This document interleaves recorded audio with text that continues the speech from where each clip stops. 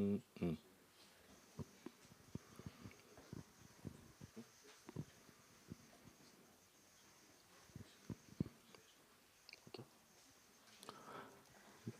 Good afternoon. First of all, I would like to apologize for this delay due to some technical issues we faced. My name is Stylianos Karajas from Civil Engineering Department from University of Patras in Greece, and I'm the project manager of Twinergy European project. I would like to welcome you all and thank you all for participating in this pan-European workshop and for your interest in our project and specifically on the strategies for citizen engagement. First, I will start with some general information about Twinergy. Twinergy is a 36-month project with the main aim to introduce the first of its kind demand response framework that will incorporate the required intelligence for optimizing demand response at the local level, business models and consumer-centric services without compromising the well-being of consumers, their daily schedules and operations. The project brings together leading experts in the field of local energy systems, consisting of research institutes and universities, technology providers, energy aggregators, innovative SMEs, social experts, and legal consultancies. Existing advanced technologies are being used for the development of 9 types of services and applications, which are combined to offer a comprehensive solution to empower citizens' active participation into the new energy market. We develop, configure, and integrate an innovative suite of tools and apply 9 use cases across 4 pilot regions in Germany, United Kingdom, Greece, and Italy. According to the past experience, we know that in many energy projects, it can be difficult to engage citizens and to keep them active on board. We understand that it is often difficult to maintain citizen interest in energy technologies and continue to be engaged beyond the project lifecycle. We also believe that it is important to support citizens to understand and interact positively with the technologies we design, because these in turn will support the behavior change needed for the energy market transformation. For these reasons, consumer empowerment stands as a major target and challenge that needs to be addressed for a successful outcome. Consumers need and are willing to be transformed to active energy market players towards reducing the energy bills, decarbonizing the grid, and tackling energy poverty.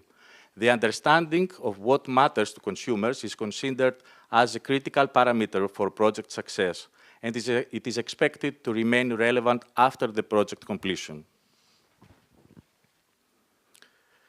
Twinergy project is based on 3 core concepts. Digital twins technology, so developing digital twins of all involved energy actors at the community ecosystem, pairing the virtual and physical worlds, allows the analysis of data at 3 energy levels, specifically developing the consumer digital twin, the building digital twin, and the community digital twin. In Twinergy also, a transactive energy platform paradigm will enable grid decentralization and energy democratization. It provides an integrated energy business model through energy service expansion, customer engagement, and financial inclusion. The transactive energy platform will create a trustless auction house where flexible capacity and demand from distributed energy resources will be auctioned off through encrypted, shared, immutable, and publicly auditable smart contracts. And the third core concept is consumer engagement. Based on previous experience, our project considers the involvement of energy consumers empowered to form tribes, exchange with one another, and co-create with firms those transforming symbolic systems in the energy market. These new logics will change the role of individuals within energy systems from the rather passive and individualistic notion of an energy consumer towards a more participative and communitarian notion of an energy citizen. We support the involvement of the customer as a starting point and to understand who we are talking to. Engage the customer through a clear process of benchmarking, personal incentives and segmentation, evolve the customer relationship by creating a feedback loop where end-user communication grows, supported by advanced feedback, information, and education. This afternoon, we will share with you our approach for citizen engagement from the start of the project, including how we have thought about equity, diversity, and inclusion, as well as the way we work with citizens in regards with data privacy and rights, and in a way that could enhance decision-making. 3 experts have been invited to share their insights about our project and provide suggestions for our future work with citizens. And at this point, I would like now to introduce Caroline Hassan, CEO of KWMC, who will share with you our approach to citizen engagement. Caroline, the floor is yours. Thank you very much. Do you think you could move the slide on for me, please? Thank you. So, thank you, Stylianos. I will briefly outline our approach to citizen engagement in Twinergy, but first a bit about Norwest Media Centre. So we're responsible for sharing and developing citizen engagement methodologies and tools with all of our partners. Our particular expertise is in socially engaged arts and participatory design approaches. And so for Twinergy, we started with sharing the Bristol approach, a methodology we designed with Ideas for Change and Bristol City Council in 2016. We worked with our partners to adapt this engagement and co-design model. Of course, a lot of what we shared about best practice engagement with communities was impacted by COVID-19. Work with communities, of course, has a strong focus on face-to-face work. So moving a lot of our activity online did make things challenging. But as a starting point, we shared and discussed guiding principles. We agreed together that trialling a digital twin for energy and the deployment of technology should be carried out in collaboration with ordinary citizens rather than working with early adopters. We intended to take into account multiple voices. Our methodology specifically addresses inclusion and diversity, and we developed metrics to ensure that the pilots meet people where they are. This slide shows Lorraine from KWMC out and about recruiting at the popular market in our community. Traditional methods of citizen engagement often reproduce positions of power, for example, recreating a very hierarchical relationship between experts and citizens. And we worked to challenge this by changing the tone, atmosphere, and when possible, the physical environment of activities to design and hold a more egalitarian space. We committed to an experimental ethos and to collective learning, doing, and acting together. Next slide. The importance of carrying out engagement activities that consider equity, diversity, and inclusion, EDI, cannot be understated. Increasing grassroots level engagement and involvement in technology projects can help to address the structural inequalities that exist in society. But also, the World Economic Forum recently published Diversity, Equity, Inclusion 4.0, a toolkit for leaders to accelerate social progress in the future of work. And they cite that productivity, profitability, and innovation increases with diversity. Transparency around data and how privacy concerns are addressed is also highlighted. So making participation in technology projects inclusive may have far-reaching benefits in the co-creation of tools which will benefit more people than technology designed by a homogeneous group. Good EDI practice is not only good for creating a more equal society, but it makes financial sense too. So we worked with our partners to understand the demographic of each pilot area and created an EDI matrix. We explored concepts such as creating a digital and physical commons, a space that's accessible, understandable, and shared for all.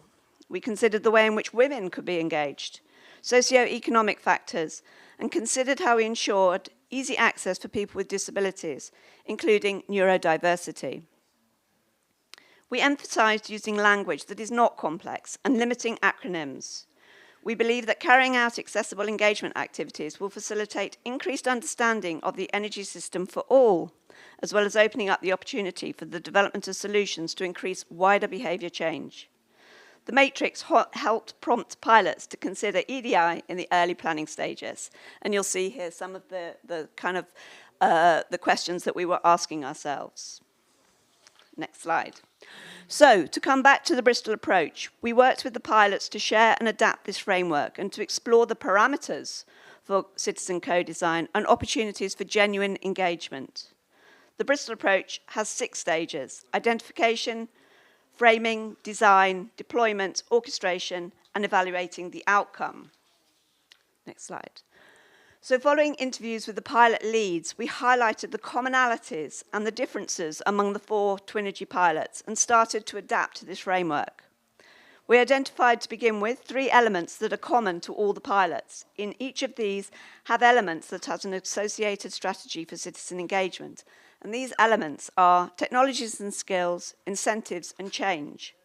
We then went on, collectively, to refine and develop the approach. Next slide.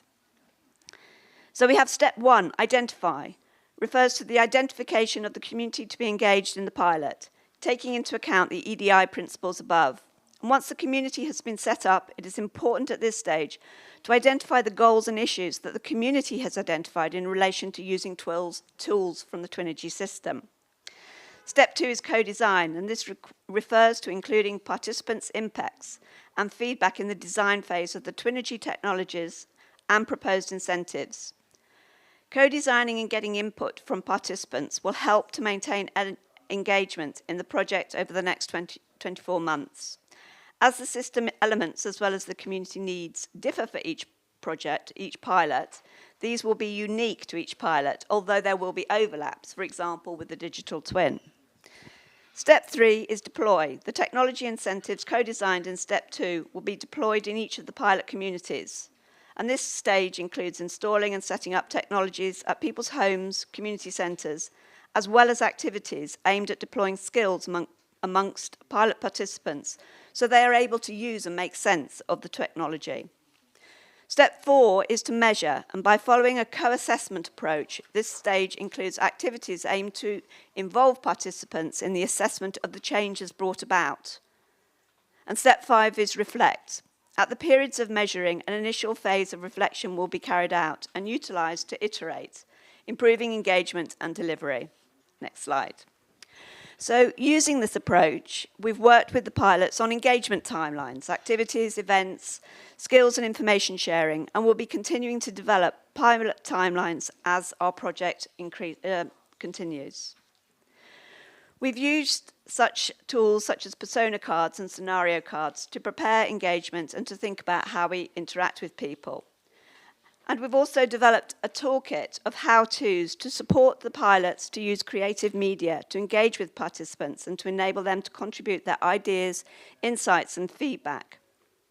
This includes incorporating citizen video diaries, podcasts, vlogging, and roundtable gatherings, as you can see in this slide, where participants get together with the technology experts and share their knowledge and their experience.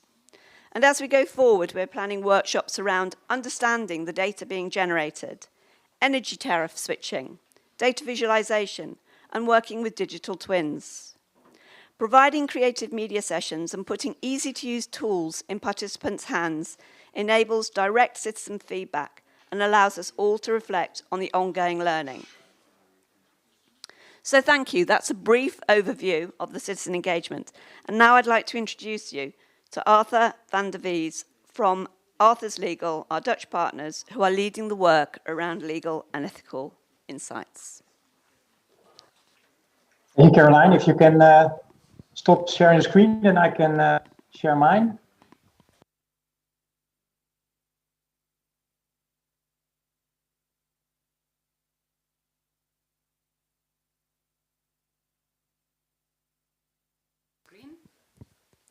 Are you able to share your screen, Arthur? Yes, Fantastic. there it goes. Let's see.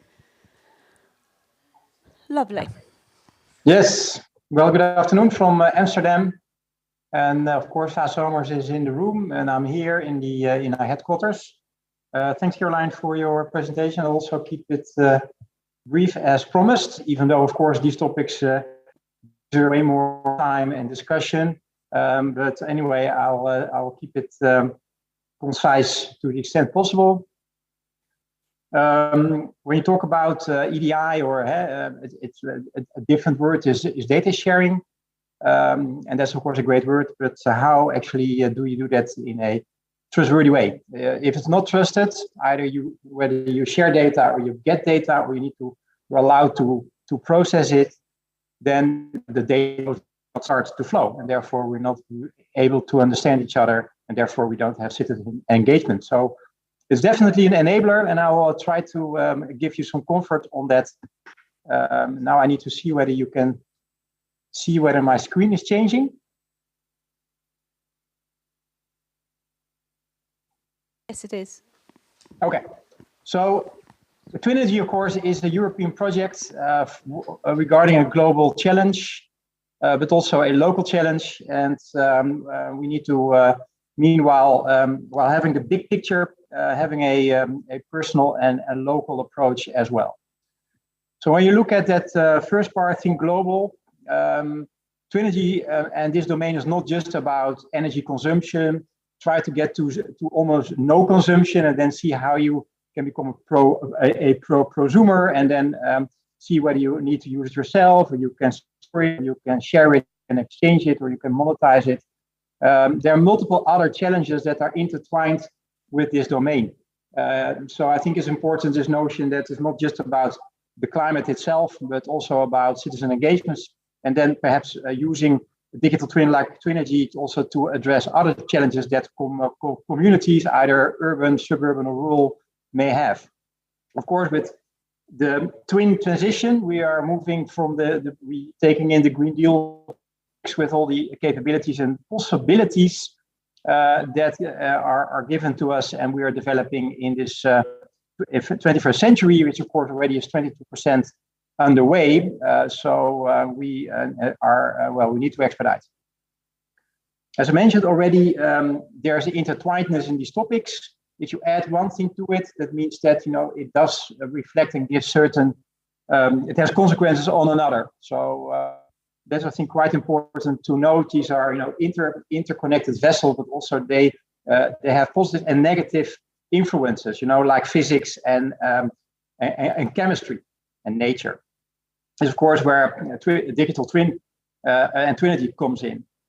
Regarding digital used to be nice to have, and it has slowly moved like a frog in water and slowly boiled into a need to have. We're very dependent on it, meaning also with all kind of digital ecosystem and layers, and we need to be careful to add those layers to a digital twin because we will include or insert more dependencies that we cannot control. So it's quite important to understand what we are doing in this world, where we start with connecting, interconnecting systems. Then, of course, on the edge, all the sensors, all the metering into hyperconnectivity, the meters and sensors that are talking and communicating with each other.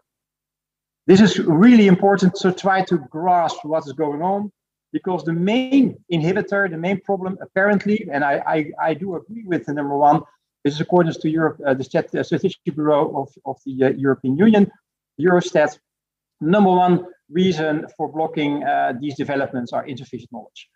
And as already Caroline mentioned, so this very much relates to what you just mentioned on how to get the citizens to understand they won't start if the municipalities doesn't and the societies and the private sector suppliers do not understand what's really at stake, then we're not going anywhere. So, and the good thing is that, on the European perspective, so top down, there's a lot of empowerment that we all get. First of all, from the European perspective, all the initiatives that the Commission makes together with the member states and regions are people-centric. So not only consumer-centric or citizen-centric or let's say personal data centric, but people centric. And I think the word people is more than just the individual. So I think that is quite good to note. The Commission has a 2030 digital decade program. I'm not going to work through everything, of course, in this presentation, but just good to know on the bottom left, you see the Declaration on Digital Rights and Principles for a Digital Decade, which very much, it's very easy to read. I will share this presentation. You can click on it, you get to the right source. Very easy to read, and you see all the notions that are in there. And it's not a legal document, it's just a declaration that is easy to read. You see all the notions that we are trying to take in and address with Twinergy are in there. It's almost like they were inspired by our project or the other way around. Anyway, let's not talk about that, who inspired who, but I think we're co-creating this meeting, this whole session. again, important, they put the people at the center for autonomy, participation, inclusion, all those topics that are important. And then, of course, that's all nice, very high level principles. We all agree. How do you deploy that? And that's in their objectives in the document that you see in the middle. And then the targets, increase skills and all kind of targets that they are meeting and they want to meet. And if you know, they put in on the policy level a huge amount of money, including, of course, Horizon Europe and Digital Europe program, but also the local recovery resilience plan. Totals more than 1,000 billion euros. So it's a huge amount of funds. And of course, next to that, other policy instruments are also, of course, standardization guidelines and regulation where necessary. I think the most important notion that I like to share with you is that people process technology that we are used to, have learned in schools, is not correct. It is different. Data to it, and structured data is information, used information is knowledge. And then you have a nice tetrahedron, like a pyramid almost, where the people in society can be put in the middle quite nicely. So we need to add data to this equation. And there is a huge amount to share. Even though, of course, it's always scary to share, but data is both an asset and a means. That is actually also a quote coming from the Data Act, which is currently proposed from the Commission. There's so many different things. You don't need to always share your root source data because there's too much value in there. It's too confident. It's too personal. But there can be an attribute, a yes or a no, a thumbs up or down, out of that as well. So there can be different classifications of data that you can use. Then the one that you may not know about is persona-centric. Persona-centric means you and I are all individuals, but also have roles to play. Where we are, a partner. We are at home. We may have kids. We have neighbors. We are on the road, the public road, and then we're part of that community. We are professionals. All kind of, or a traveler. All kind of different notions from a persona perspective. And it's very important to not only think about an individual as the carbon-based individual, but also what is a particular role, their interest, their value. Because if you know that, it's way more easier to start sharing information and data and knowledge. When you look at that particular persona-centric, which is on the left, what kind of identity do I need? So I don't want to share all my personal information for a particular thing, but only the particular attribute for that particular persona, as a traveler, for instance. Of course, freedom and autonomy is all the way up and needs to be taken in, and we need to be accountable either as a custodian of data when we get those data in to use it in a certain way, but also in a community perspective. On the right side, there's the data-centric approach, the items. Data is not static. There's a huge amount of dynamic data. Most of the data is dynamic, meaning it changes all the time, which is very good because then it needs to stay fresh, meaning also that you can have different thinking about data. If your social security number, you only have one in your whole life, you can't change it. But meanwhile, your banking account changes, you can take an attribute out, which is very particular to you and is unique. Just an example. Both sides, a lot of opportunities, a lot of value creation, while taking in sovereignty of the person, of the data, of the community, of your nation, of the EU, of our values. And I think it's quite important to reconfirm that data sharing, data getting in. A lot of people want to share data, and they say share data, meaning basically they want to have more. But sharing data is a two-way street, and it sounds obvious, but a lot of businesses, but also governments, love to have more data, and it's very addictive to get more and more. But it doesn't raise the level of trust that we're looking for citizen engagement. It's all about trust, and I do quote here Shakespeare in a poor way: to share or not to share, it's a trust. Get the point. If we understand each other, what we're going to do with what and for what purpose, what do I get back from it? What kind of values do I get back? Is it good for me? Is it good for my family? Is it good for my community, or good for another purpose that you appreciate? Then you can start sharing information.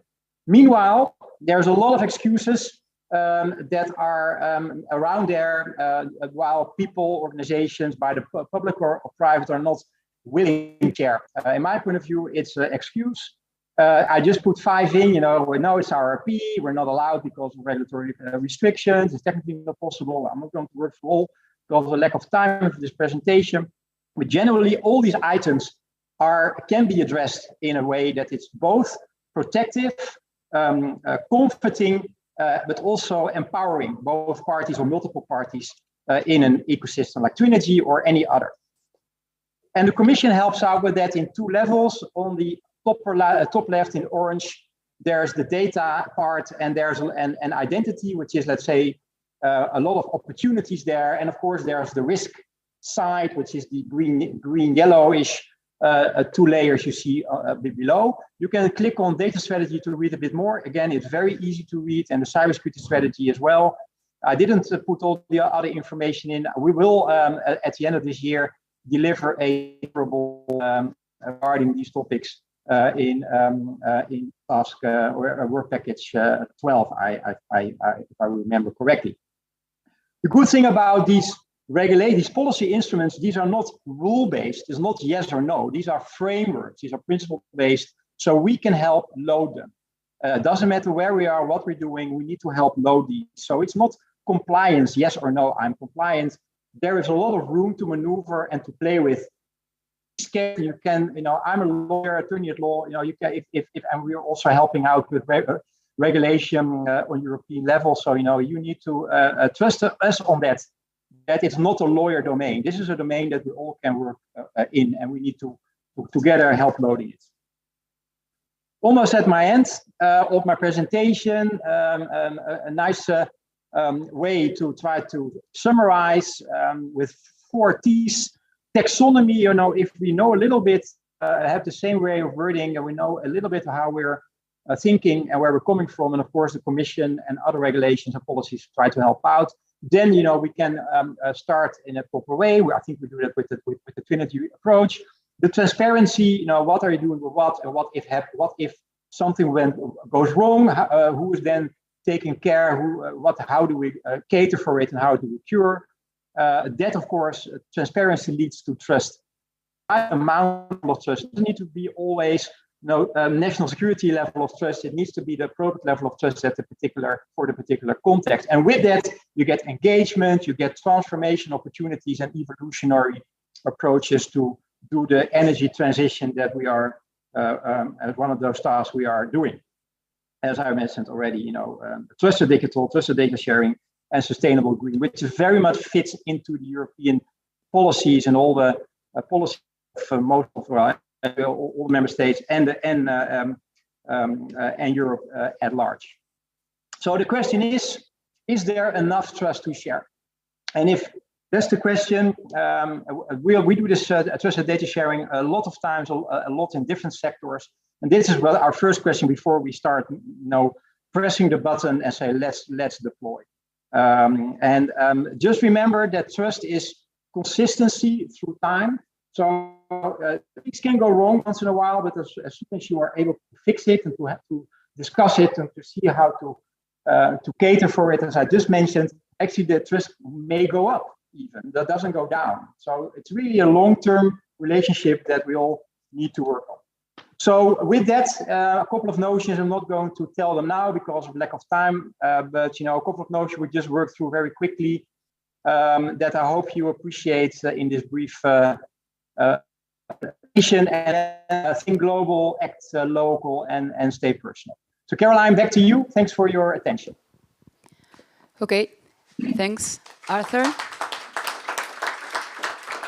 for your great insights. Thanks. So now we're going to be swapping to the pilot session. Give us a second so we swap presentations.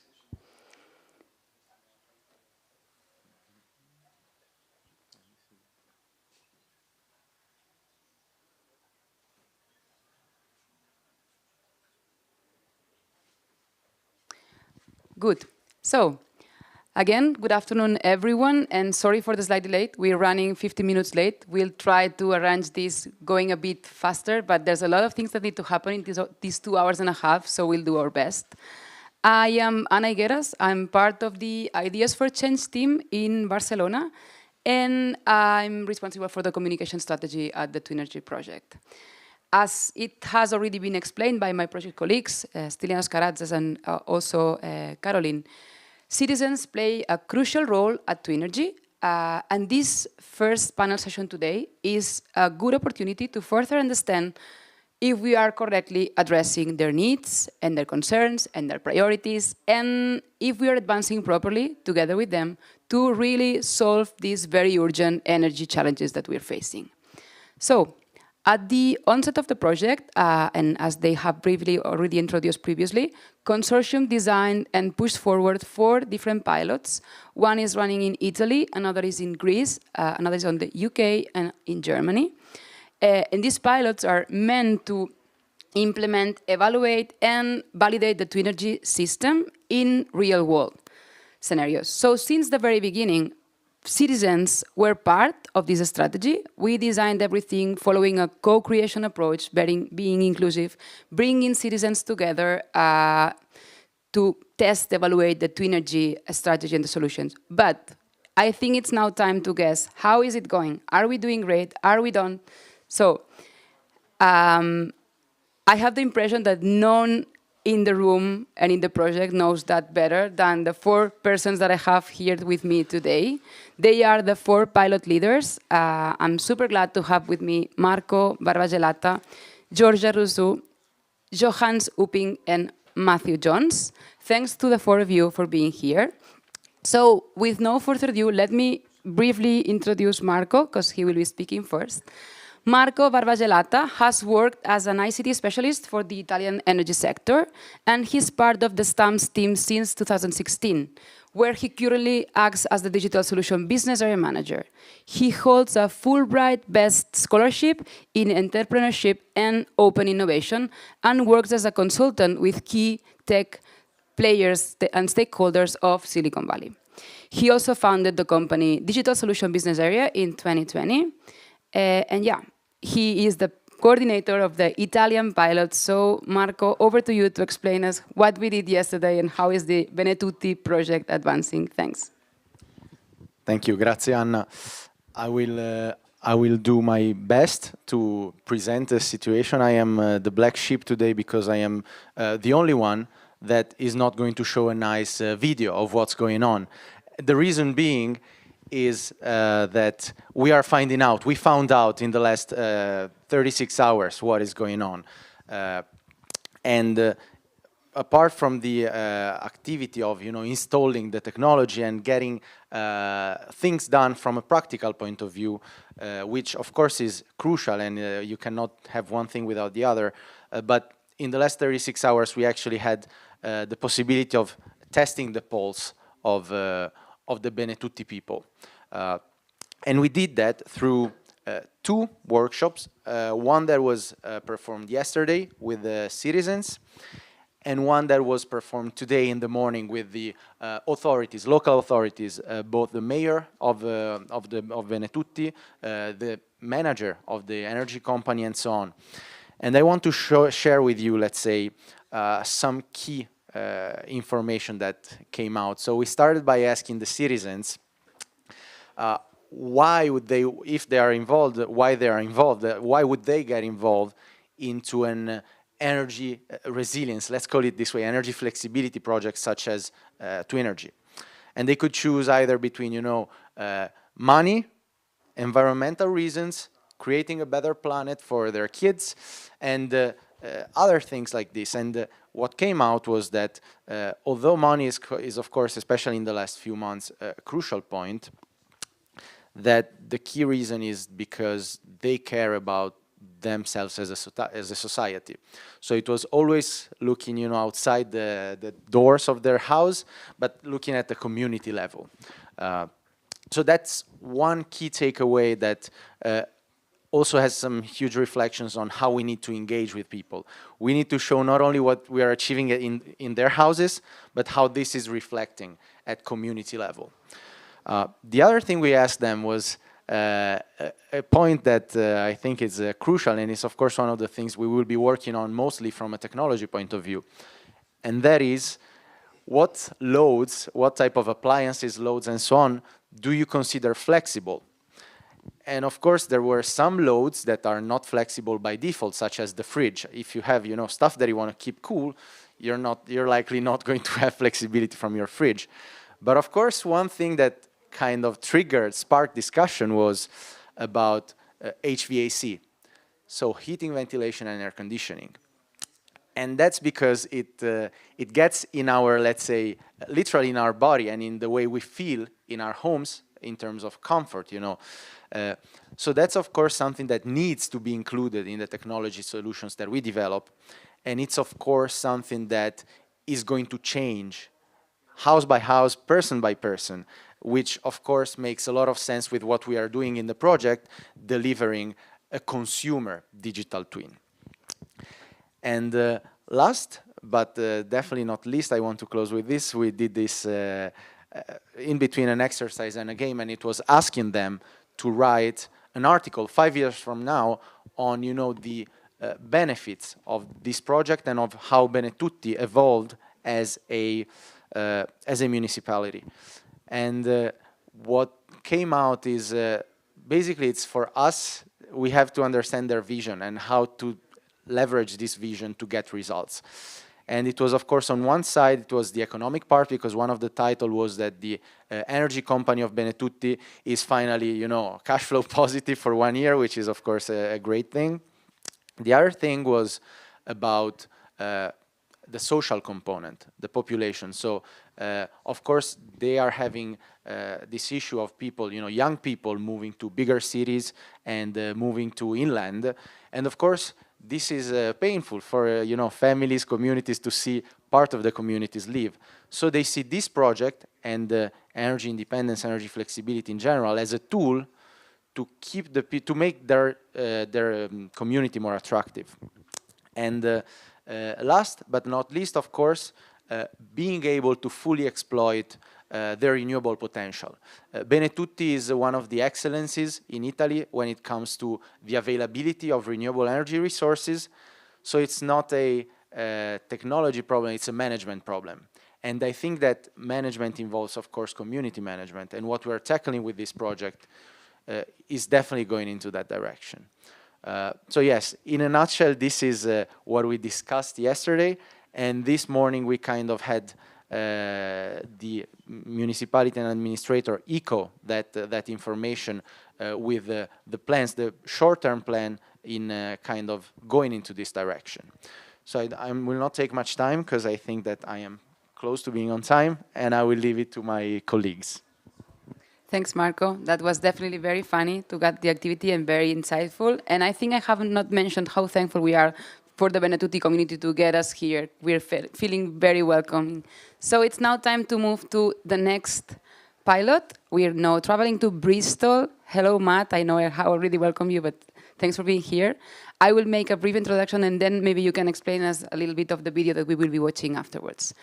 So Matt is an innovation manager within the Bristol City Council, where he manages projects related to energy, digital inclusion, and community engagement. His focus is on how to engage communities with the energy transition in a fair and inclusive way. So now I think it's over to you. We have the video here, but you can. Hi, everyone. I'm Matt from Bristol City Council. Just to introduce the video briefly, firstly I'd like to say big thanks to Lewis at KWMC for producing the video and all the contributors, including some great stories from some of our participants as well. The video is really capturing where we are to date, where the journey is in terms of engagement, and really where we're looking to go in terms of bringing in some of the more digital technologies. But hopefully, as you'll see, we're really pleased that some immediate short-term impacts that homes have seen through being part of the pilot, and additional outcomes in terms of meeting people and being part of something that's bigger than their own home. So yeah, I hope you enjoy it.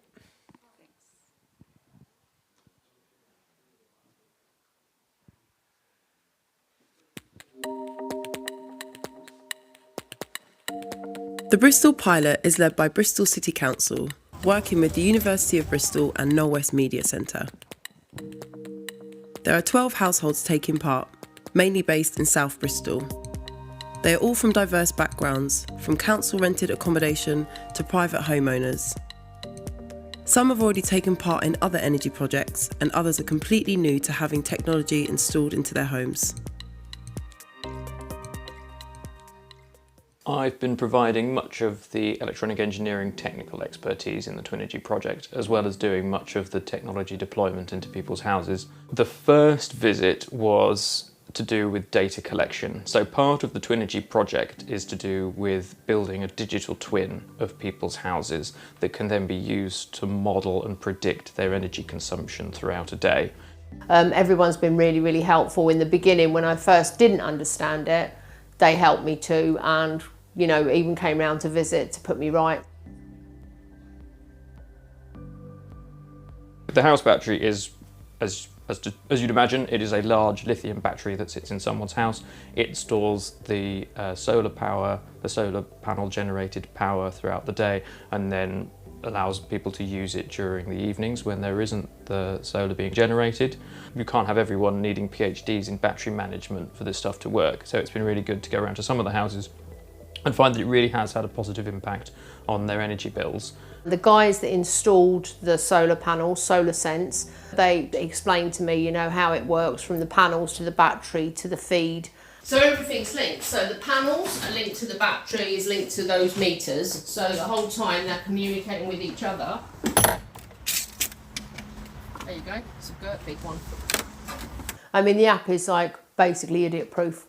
I mean, it really is. It's like, and you can pick things on and off. So if you only want to see how much you're feeding in, you just like touch screen. So then I go to the next battery,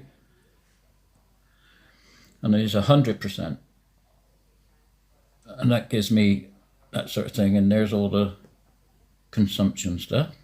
We are all excited as a family, and we are all, learning together, and we'll see how we can learn through it, and then how we can make a difference.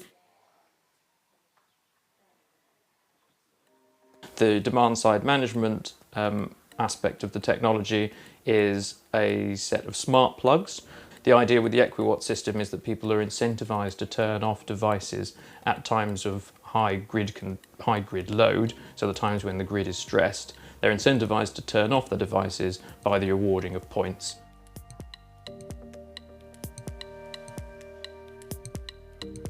We held a gathering to help participants understand the technology, meet others, and share their learning. The Norwest Media Centre based event happened before the second set of visits, so people didn't yet have the demand side management, the ERGY stuff. The colleagues over at the Norwest Centre, when we had our meeting on the evening, they explained everything in detail. It was really good to be able to show people some of the consumption of the different appliances around their house, and this is the power of these smart plugs, is that they allow you to get real quantitative numbers on what the power consumption is for your TV or your kettle or your microwave. But I can see which appliances are using more energy than the others, and yeah, cool, it's open your eyes.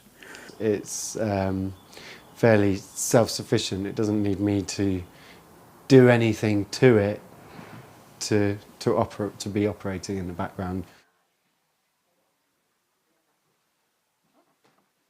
I kind of quickly realised that using electricity, heavy electricity, in the daytime is how I need to think now. When she does the washing, if the sun's out, it's, like I say, it's free. We can cook a meal during the day if the sun's out, free. So yeah, it's made a big difference to us.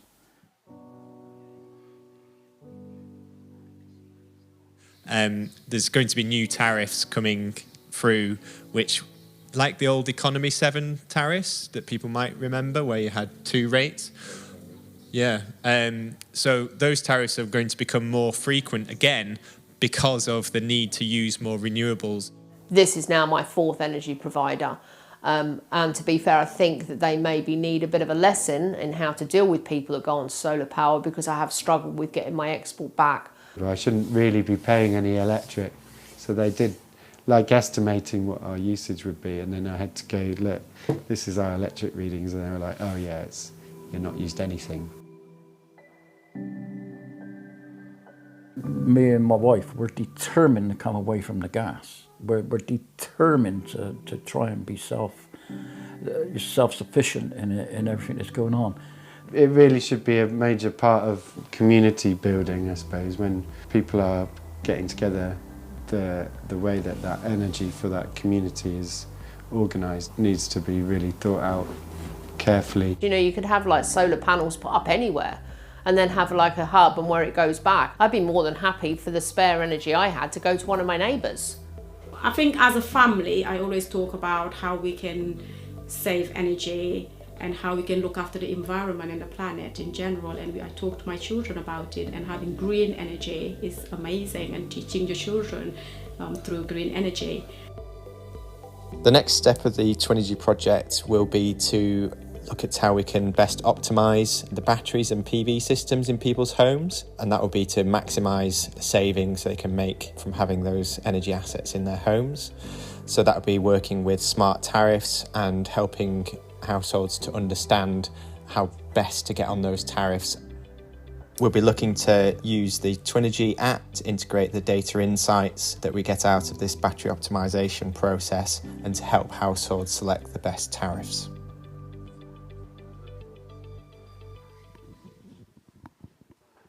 Thanks for the video and for the introduction, Matt.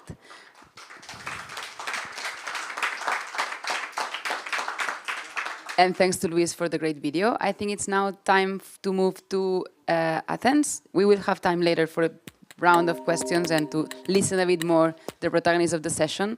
But now I would like to welcome Georgia Rousseau. I'm going to say it in Greece. It's Kalos Iritate? Iritate? Okay.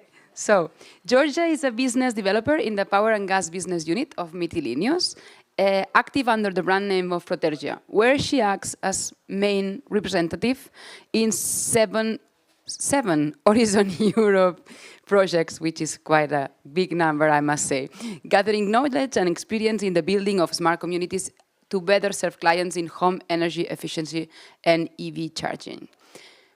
So now over to you, Georgia, to introduce briefly the video, and we can play it from... So we're not that advanced with solar panels in the Greek pilot side. We mainly want to monitor people's energy consumption at home. So everything comes with some smart devices. Our pilot, he actually represents the average Greek household in terms of income and in terms of how much time he spends inside the house and outside. And his wife is working from home, so he represents the future, the fact that one parent will be in, the other will be out. I think he was a suitable candidate to represent all the 20 houses that we are provided into Energy. So I think, yeah, it's time to see more in that. Thank you. Hello, I'm Georgia. I represent Mytilenios, and I will make you an introduction to one of our pilots in the Athens pilot site. So this case is very interesting because the house has been built in 1970, while it has been renovated recently in 2022. So the whole equipment inside is new. I've chosen this pilot site because the family that lives has an interesting lifestyle. So the one parent works from home, and the second one, he actually works outside the house almost all day. So it has nice changes throughout the day in terms of energy consumption. There is also a small kid that lives in the house. So that's as well very interesting for the electricity currents that we'll be able to measure. So in that house, as in the rest of our pilot sites, we will install smart plugs, smart sensors, and smart lamps and gateways that will help us control the full system and acquire some data remotely. Hello, Thodoris. Hello. So you are the first pilot that is interviewed in the Greek pilot site. Thank you. So I would like to welcome you in the Twinergy project. Yes. So this interview has a goal to actually meet you a bit better and introduce you in the consortium. Yes. So I would like to pose you some questions in order to understand your motivation and concerns about the Twin Energy project. So could you tell us more about your motivations for joining this project? My initial concern is the high price of electricity this year. The high electricity bills are not viable for the average Greek household. Therefore, I would like to understand how we could reduce our energy consumptions without changing our comfort and our lifestyle. My second concern has to do with the protections of the environment. I would like to reduce our pollutions in order to tackle the climate change.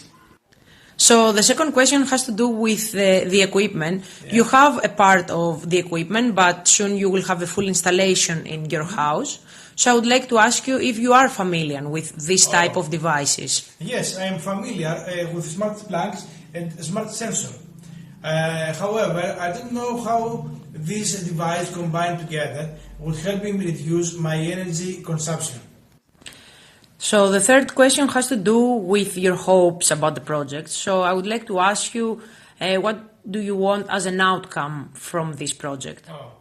I hope that at the end of the project I will be more familiar with the concept of demand response, which will be very popular in the near future. I also hope that my family electricity bills will be lower. At the same time, I want to have good temperature inside the house.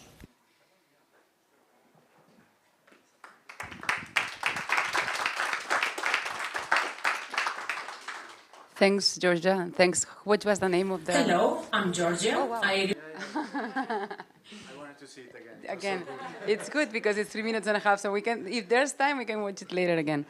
So it's now time to travel to Germany, Steinheim. I don't know if my pronunciation is right. I hope so. Upping, willkommen. Johannes is a professor at the University of Applied Science at I'm not going to pronounce it properly. Osten-Westfalen-Lippe. You can, okay, yeah, I guess so. There, the physicist deals with complex energy systems and technical energy management. In the Twin Energy project, he's responsible for the German pilot, as I have already said, among other things. So let's now hear a little bit about your video.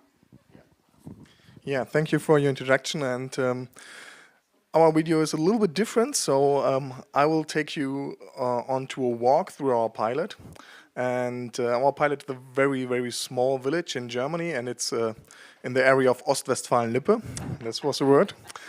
And yes, I show you a little bit around, and you will see truly we walk through 1/3 of the total pilot. So we are so small, and we have just 100 inhabitants. But see yourself, and let's join the walk. Hallo und willkommen in unserem Piloten in Hagedorn. Mein Name ist Johannes Upping und ich bin von der Technischen Hochschule Ostwestfalen-Lippe und bin verantwortlich für unseren Piloten. Und zuerst möchte ich starten hier direkt bei uns an unserem Trafo. Das ist einmal diese Kiste. Da drin haben wir Messtechnik verbaut, die es uns erlaubt, dass wir zu jeder Minute und zu jeder Sekunde wissen, was wir bei uns im Ort an Strom verbrauchen und unter Umständen auch gerade in das Stromnetz einspeisen. Jetzt bewegen wir uns hier hinten zu dem alten Trafoturm und hier sieht man schon ein kleines Fundament. Dort kommt unser großer Stromspeicher hin, den wir gemeinschaftlich für unseren ganzen Ort nutzen werden. Und wenn wir sehr viel Photovoltaik haben, werden wir dort Energie einspeichern. Und wenn wir sehr wenig Photovoltaik haben und auch sehr wenig andere erneuerbare Energiequellen, werden wir entsprechend diesen Strom nutzen. Wir bewegen uns jetzt langsam durch unseren Piloten durch und sehen hier einen Blick auf das Hofquartier. Man sieht deutlich, dass genau hier im Hofquartier sehr viel Photovoltaik verbaut ist. Das sind 2 Anlagen, eine Anlage mit 38,2 Kilowatt Peak und eine zweite Ost-West-Anlage mit 30 Kilowatt Peak. Und dieses Hofquartier ist einer unserer Haupttestfelder. Dort ist außerdem noch ein kleiner Speicher verbaut und eine ganze Menge an Smart Mietern. Das Hofquartier hat außerdem noch 2 Ladestationen, die wir auch steuern können, beziehungsweise wo wir wissen, wir wollen viel laden, wenn Sonne da ist, und wir wollen wenig laden, wenn keine Sonne da ist. Und man sieht natürlich auch das entsprechende E-Auto hier vom Hofquartier. Das nutzen wir zum einen, das ist ein privates Auto. Und als allererstes schauen wir uns jetzt eine Wohneinheit im Hofquartier an. Und dort haben wir unter anderem einen Smart Meter verbaut, sodass die Bewohner hier jederzeit sehen können, was passiert, wie viel Strom erzeugt wird. Und hier haben wir jetzt die Bewohnerin. Und wir wollten einmal kurz fragen, was halten Sie denn davon, dass Sie jetzt jederzeit alles im Blick haben? Für mich ist es ganz praktisch, weil ich jetzt hier schauen kann, wie ich zum Beispiel die Waschmaschine oder Spülmaschine laufen kann nach Möglichkeit. Und wenn ich auf dieser Seite schaue, kann ich genau sehen, wie viel CO2 wir einsparen bzw. erzeugen. Und das ist ein ganz guter Überblick, den man vorher nicht hatte. Also insgesamt ist es ein positiver Eindruck, den das Projekt hier hinterlässt? Absolut, ja. Alles klar, vielen Dank dafür. Und wir machen uns jetzt wieder auf den Weg und gehen weiter in Richtung Dorfgemeinschaftshaus, wo wir auch unser Gemeinschaftsauto haben und auch unsere Ladestation sehen werden. So, den Weg möchte ich natürlich auch nutzen und Ihnen etwas aus unserem Piloten erzählen. Und zwar haben wir unterschiedliche Level an Teilnehmern hier bei uns im Ort. Wir haben, dadurch, dass es ein sehr kleiner Ort ist, die Möglichkeit, dass wir alle Bewohner des Ortes ansprechen konnten. Bei 100 Einwohnern ist das natürlich kein großes Problem. Wir haben einfach allen Einladungskarten geschickt und auf eine Infoveranstaltung hingewiesen, die wir durchgeführt haben, und haben allen erklärt, wie man teilnehmen kann, was für Daten erhoben werden, welche Hardware eingebaut wird und was man letztendlich natürlich auch mit unserem Twinergy-Projekt machen kann. Also wo es den Leuten hilft, wo es der Energiewende hilft. Und letztendlich haben wir 4 unterschiedliche Level definiert. Das ist einmal das Level 0. Das Level 0, da sind alle Teilnehmer in Hagedorn mit dabei. Denn alle Teilnehmer in Hagedorn sind ans Stromnetz angeschlossen. Und alle diese Bewohner, die ans Stromnetz angeschlossen sind, werden durch das Messgerät im Trafo gemessen und haben dort auch natürlich ihren Anteil am entsprechenden Stromverbrauch. Hier sehen wir nochmal einen Verteilerkasten, und in diesem Verteilerkasten wird vom Netzbetreiber auch nochmal neue Messtechnik verbaut, sodass wir auch einzelne Straßenzüge und einzelne Häuserzeilen genau vermessen können und jederzeit einen guten Überblick haben, was in unserem Stromnetz los ist. Beim Level 1 wird das erste Mal aktive Mitarbeit verlangt, und dort haben alle unsere Teilnehmer auch einen Fragebogen ausgefüllt und sind Teil der Community, die das Auto nutzen kann. In Level 2 gibt es zusätzlich Energiemanagement-Software und auch verschiedene kleine Hardware-Gimmicks, wie zum Beispiel ein Smart Plug, sodass die Bewohner auch selber aussuchen können, welchen Teil der Software sie nutzen und welche Geräte sie zu Hause damit bedienen wollen. Und das Level 3, das sind unsere High-Level-Benutzer, die haben auch alle zusätzlich noch einen Smart Meter bekommen.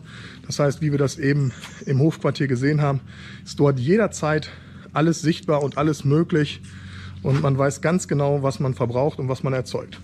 Hier sehen wir jetzt einmal einen kleinen Blick auf unser Dorfgemeinschaftshaus. In diesem Ort oder an diesem Ort führen wir unsere Infoveranstaltungen durch, und diese Infoveranstaltungen, da werden immer alle zu eingeladen, die etwas mitzuteilen haben. Jetzt kommen wir noch zu unserem Auto. Hier sehen wir schon in ziemlich krassem Gelb das Auto, und da ist auch schon eine Teilnehmerin im Projekt. Zuallererst aber hier die Ladesäule. Das Besondere an dieser Ladesäule ist, dass sie bidirektional laden kann und über eine DC-Verbindung an das Auto angeschlossen wird. Das Auto ist natürlich elektrisch, macht natürlich sonst auch keinen Sinn, und wir wollen jetzt einmal unsere Teilnehmerin fragen, wie gefällt Ihnen das denn, dass wir jetzt ein Auto angeschafft haben, was ja für alle irgendwie auch ein bisschen neuer ist? Ja, also ich finde das sehr gut, dass dieses Projekt hier angelaufen ist und dass wir 2 Jahre dieses Elektroauto nutzen dürfen. Und ich freue mich auf jede Fahrt, die ich damit machen kann. Ja, super. Und geht's jetzt auch noch irgendwo hin? Ja, ich bin jetzt gerade auf dem Weg nach Steinheim. Ja, alles klar. Dann schauen wir noch mal eine Sekunde zu und sagen gute Fahrt und viel Spaß. Danke.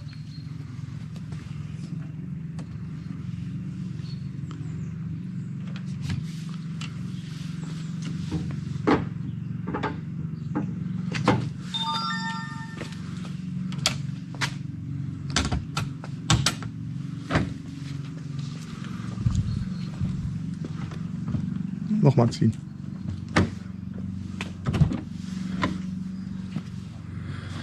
So, und mit dieser kleinen Abfahrt und dem Twinergy-Logo möchten wir uns verabschieden und hoffen, dass es allen gefallen hat hier in unserem Piloten in Hagedorn. Tschüss.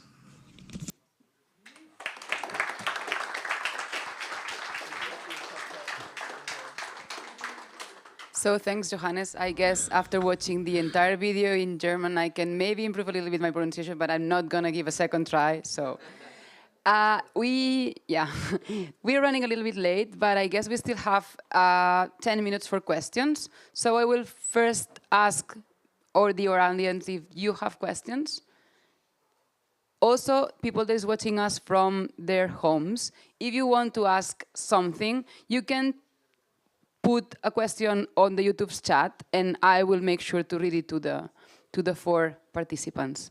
We just have one microphone, so if someone wants to ask any question, I will move the microphone around. No? No one? Okay, I will start. It's okay. You always have to be first, and then people get more. So Marco has started explaining which were the reasons, the main reasons for the participants to be part of the Twinergy pilot in Benetutti.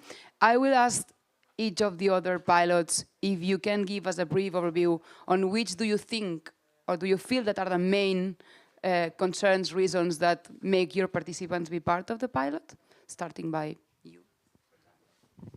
Yeah, okay, so our participants in Germany, in my opinion, or what we know about, they are motivated to be part of the project because, they are motivated because one of saving money. I think that's common through all our pilots. Then, of course, that we gave them some incentives like the hardware and the software we built in. And now we are coming to more the soft motivation skills. So I think all of them are interested in using more renewable energy. Even in our pilot, where we have a lot of single PV systems installed, everyone is interested in use more of his own energy, and this leads also to the overall motivation to use our resources in a more efficient way. Yeah. It's always good to go first, isn't it? Because you get the long list, and yeah, of course, you know, people are similar in all parts of the world in terms of their motivations. I think it's fair to say, very much similar. I think. I guess I would add that some of our participants had participated in a past project, and actually. Many years ago now, we had a project that installed battery technology, but old battery technology, and some of those had those batteries removed because it was a short period of time, and then it was a nice circle to come back to have the latest technologies and new digital technologies and services that we were able to offer through Twinergy. But yeah, so it's almost a long engagement process with those people, and to bring them along with the technologies as well, which has been nice. But yeah, very much similar motivations: environment, money. Those are the main things at the moment. So. Yeah, I mean, okay, of course, priority is money, as they mentioned before. But I think for all our pilot, something that is in common is the curiosity. We talk now about something that's happening around Europe, so that was one thing that gave them incentives. They said, okay, wow, we are part of a bigger community. So what other countries do, we want to follow that. And the other thing is the fact that they all have children, or at least most of them, so they would like to live a better world, and they believe that that upcoming part of smart plugs, it's not only that this is fancy and my house looks better, of course, this is one thing, but I will also be able to teach my kid how to use it and just like be comfortable inside the house, but help the environment revive. So yeah, this is for us. Thank you. So, anyone at the room that wants to ask something? I'm watching YouTube. There's no questions at the chat yet, but someone? No? Okay, I'll go again.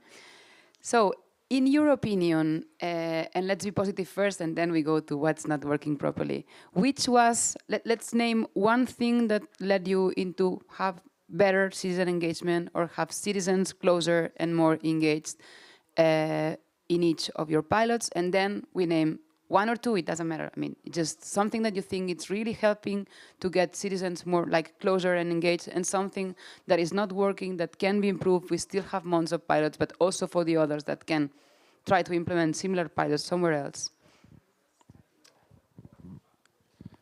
I'll start with what works. And I think that, like your video showed very well, I think that knowing the community and being part of the community on a way kind of allows the very basic and practical problems that might make or break the success of this type of project. So knowing not only you know what technology you need to install, but what does the person in the house do, and how does that technology serve them. I think that's definitely something that is working very well. And this is why small communities such as the German one or the Italian one are somehow working pretty well from that point of view. And from the what could be improved, I think that we touched that a couple of times yesterday, and that is, managing expectations over time. Because of course, this is an innovation project. Of course, we are delivering most of the time state-of-the-art solutions, state-of-the-art technologies that then we integrate into innovative solutions. So of course, we have to manage the expectation of consumers when we install something that the benefit is not going to be overnight. There might be some benefit right away, but mostly it will take some time, because from the moment we install something to the moment we actually get out the value and the benefits, it might take a while, and that's usually when you lose in. Yeah. Okay, I would just add two minor things.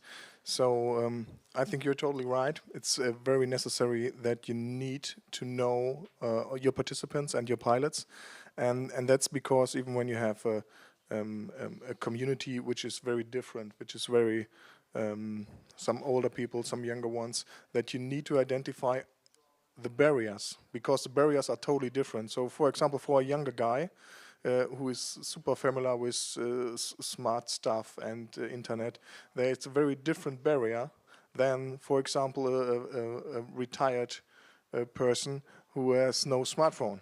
So tell them about Twinergy when they have no smartphone. So you need to know the people, and you have to identify the barriers, and then you can be really individual and present solutions for every part.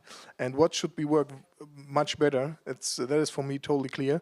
So at least in Germany, but I think and also in the other pilots, we have a lot of regulations concerning the electrical power distribution, the tariffs, the structures of the power grid, and even the bureaucracy is really hard. And if it would be possible that when we have research projects, that we can get rid, even for a special time or in a special region, get rid of these kind of bureaucratics, then we could offer also stuff and software and things which have a real impact.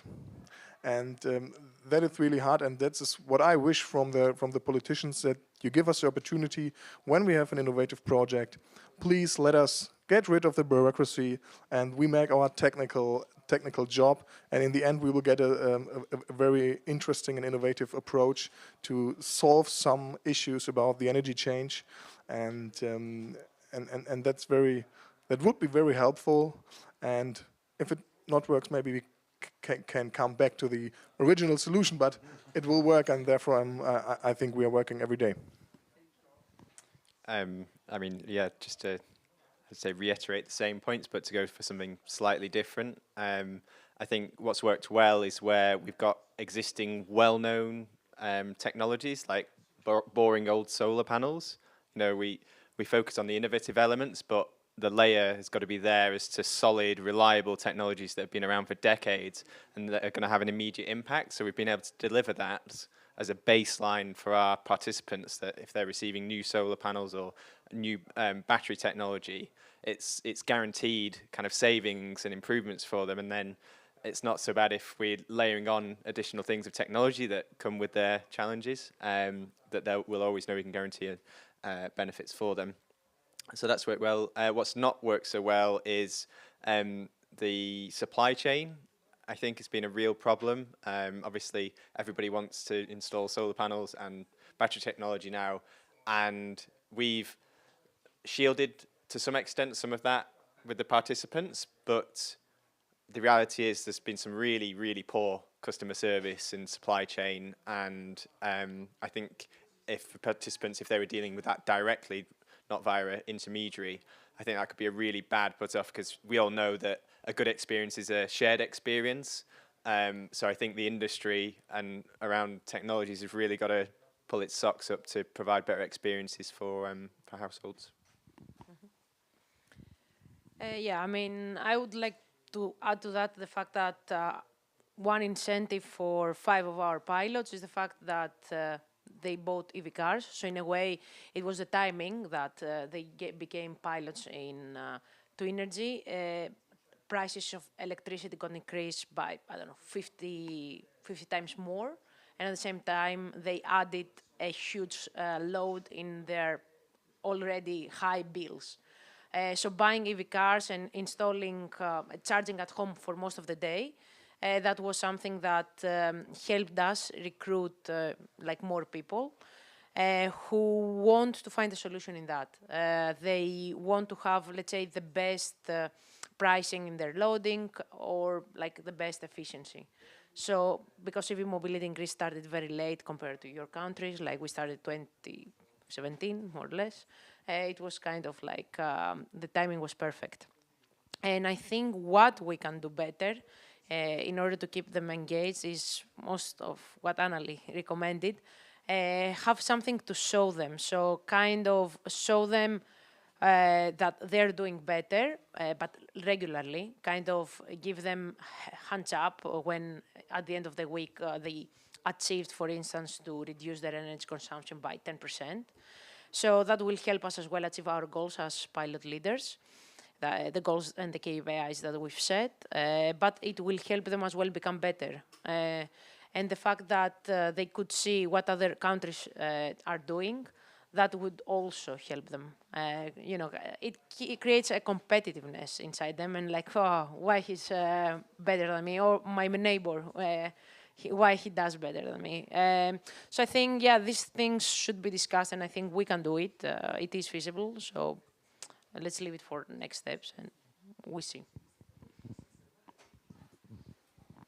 Thank you. So I guess we're almost done with time, but we got, oh wow, now we have 2 questions on YouTube. Now that we're about to finish, there's a couple of people that is asking questions. So there's Magda Nico Faur. Thank you for sharing your insights. Could you please reflect about the challenges of establishing a new urban energy system with digital twins to be able to scale up the pilots?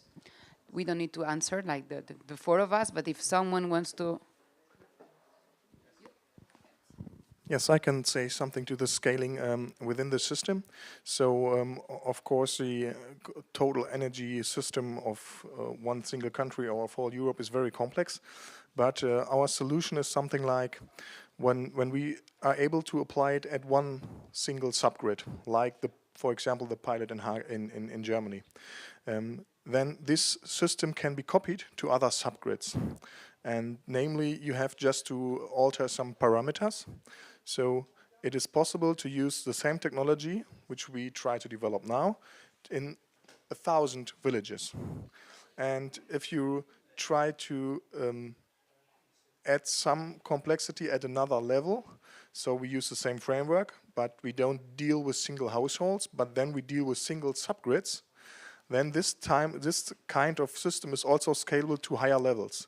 And so in the end, we have 1,000 communities, and these 1,000 communities acts in, I say, 50 or 100 other grids as a single grid community, and other grid communities deals together as some national or county-wide community. So this is scalable in something like a pyramid-shaped way.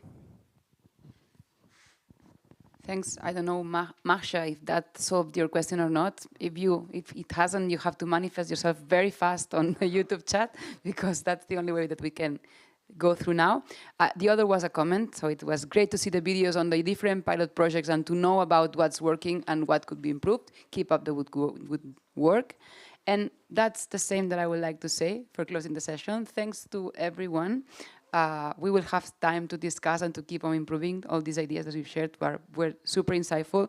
And now we have to jump into the experts panel. So I will invite Caroline to the table, and we'll have to swap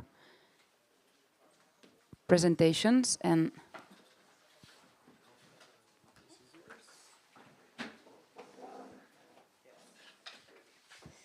so thank you. That was really great to actually see real people and to hear from them about their experience of the project.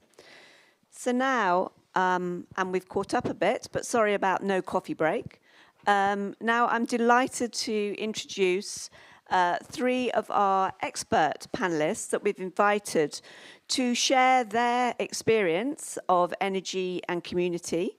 And also we have asked them to comment on the pilots and to make suggestions to us so that we can reflect on that as we go forward.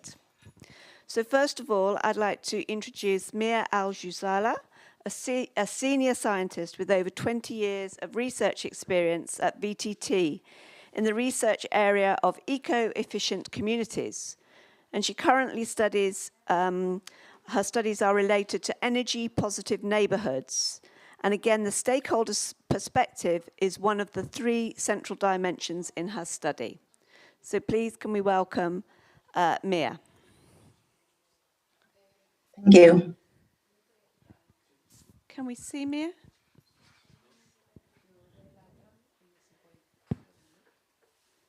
Okay.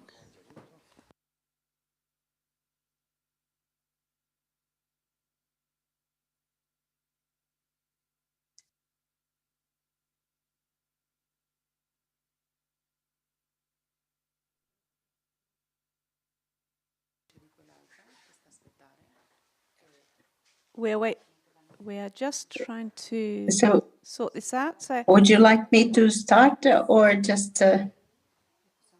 Are we able to, Mia? We're just sorting it out, Mia. So we should be able to see you any minute.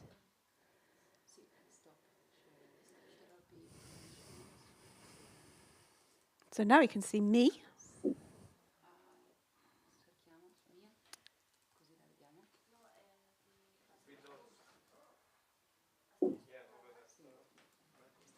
Maybe it will change if I start speaking. No?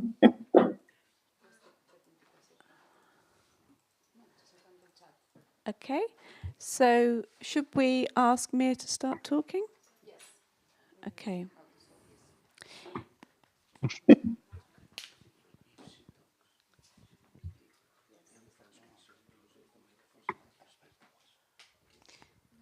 So Mia, would you like to start, we think? Yeah, I can just start. You can see my image in the slide set, and I don't have any slides anyway, so it's just it was, thank you, very interesting to hear about these demos, and I was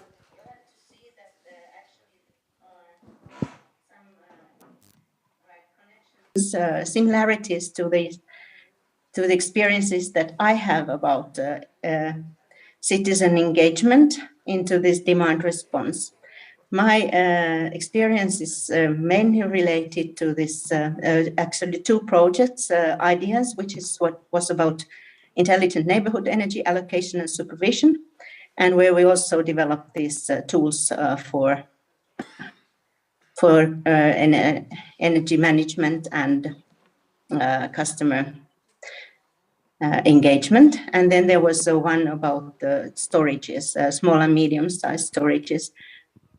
But I was thinking that maybe to concentrate more about this ideas project, because there we had like a residential area. We had actually 2 demonstrations in Finland, a residential area with 23 single-family houses and a nursery school. And then we had a French university campus where we tried these elements.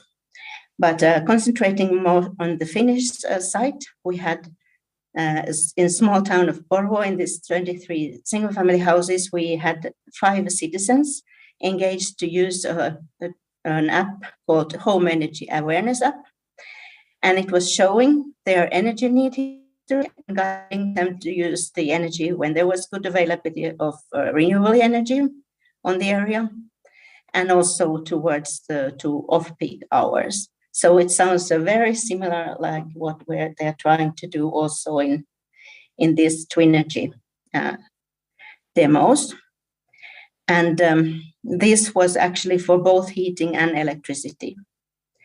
And they were also able to compare the energy efficiency and renewable share towards other areas in the same city. So this was also quite similar sounds. And there was also some, for some equipment, automatic activation and deactivation possible. And there was some augmented reality elements included.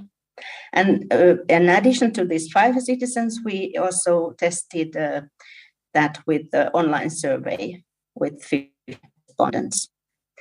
And according to the feedback, this app was found very useful and encouraging by the users and also other respondents. And the residents appreciated the personalized feeling, because in this, our app, they had images of their own appliances, and they really thought that this would really help them to understand that it's a question of their own house and their appliances. In the feedback, they thought that they would probably use the app and move their consumption according to its advice. But as it was a tablet, they thought that in the future it would be good if it was included in a phone or available in several devices, like a computer or something. But this was 10 years ago. And then in the same demonstration, we had public screens in this nursery home and in some central places, telling about the energy efficiency of buildings and renewable energy. And that also received good feedback, that people told that they would be interested it increased their knowledge and increased their interest on these subjects. So if I go to the demos, do I do that now or later? If you could do that now, that would be great. Yes. Your comments around what you have seen and heard would be great. Yeah. From the story project, which was about the storages, energy storages. There was I paid attention to some of the demos that they said that maybe the Bristol demo, they said that they learned about the technologies and so.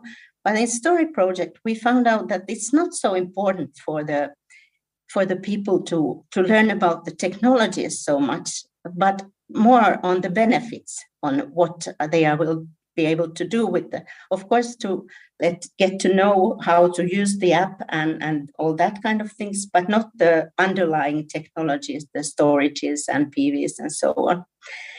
But if they know about those and they want to learn, then they can maybe use it better even. And they also, as was mentioned by Arthur, that there is a lot of challenges on data sharing, definitely. What is the data coming at the appropriate times? Is it in right format? All that kind of things. And then also what data you want to really share. And regarding the Italian demo, we had the same finding in the Porvoo demo, that actually they were interested in the money savings, but they were also interested in this comparing their consumption and their balance with the renewables with the other areas, and this created the feeling of society. Yeah, regarding the German demo, one thing is that I know almost noticed that there is question about the storages, and there in one of the story demos we had a learning that with a lot of PV panels and the storage, it showed that the storage was always full during the summer and almost always empty during the winter. So that was our learning from that project.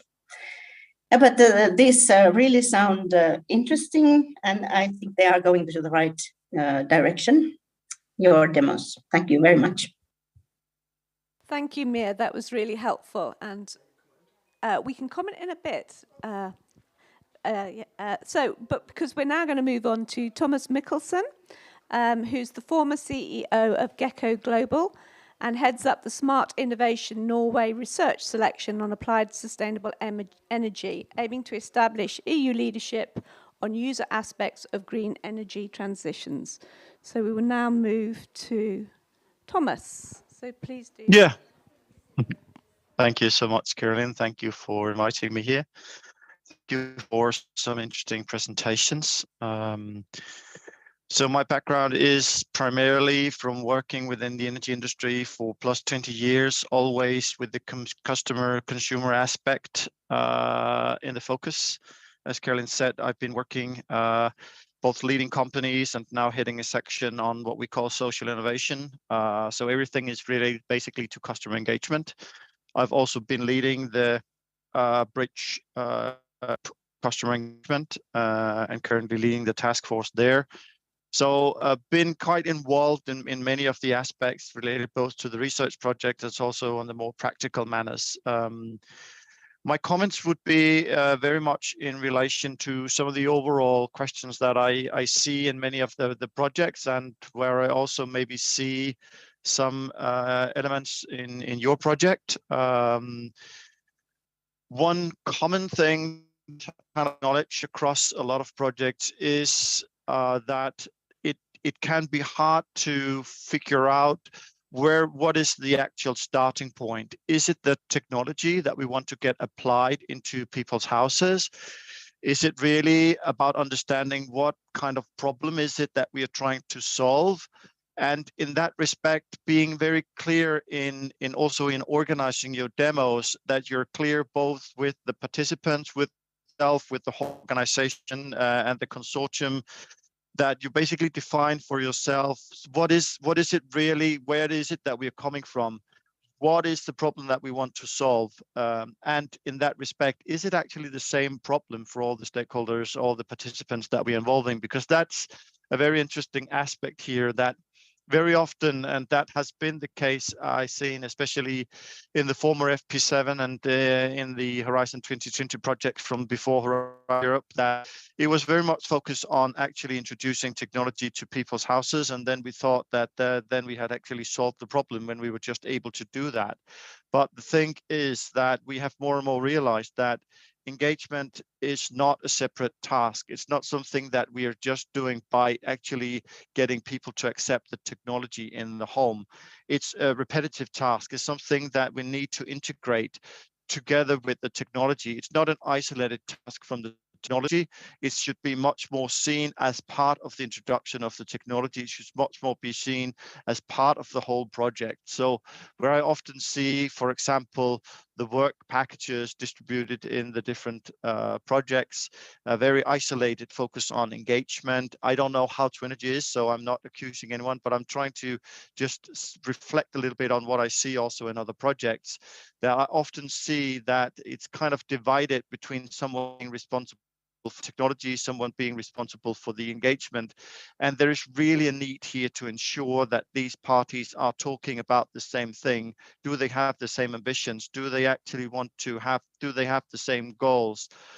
Are we developing KPIs that are separate for the engagement and for the technology? Well, we shouldn't. We should actually be looking into having the same KPIs that are both related to the engagement and the technology, because we have a common goal.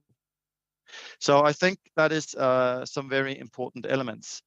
Then I'd say also that an important element is that there should be this very close focus on ensuring that it's one process to get people on board, get people involved in the first instance. I was happy to see that you were having the involve, engage, evolve in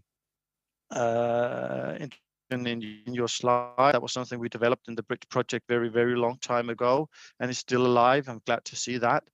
And from this, we kind of learned that we need to focus on what Malcolm Gladwell maybe has called the tipping point, the elements where we can make people become engaged in the first instance. But then when people have been engaged for a certain time, we need basically to change. And it often takes very different approaches to keep people engaged than what was actually initiating the interest in the first time.